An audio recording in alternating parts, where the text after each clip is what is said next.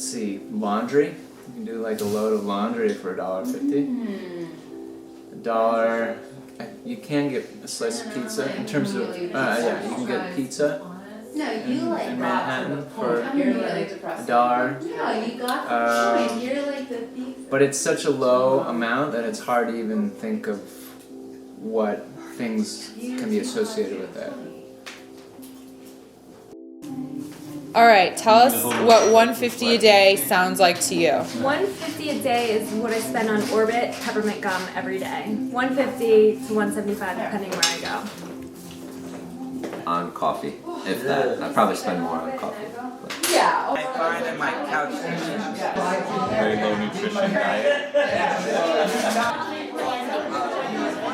I took it on MetroCard when I first got here, so that's what I associated $1.50 with.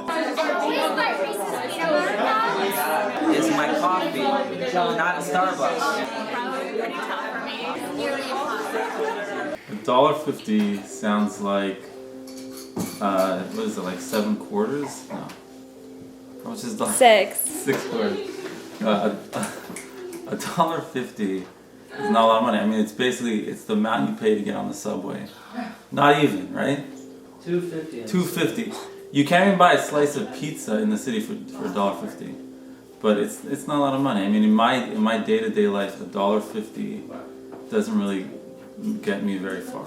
$1.50. Very, very little. I bought a coffee today for $1.25. I thought that was a good deal.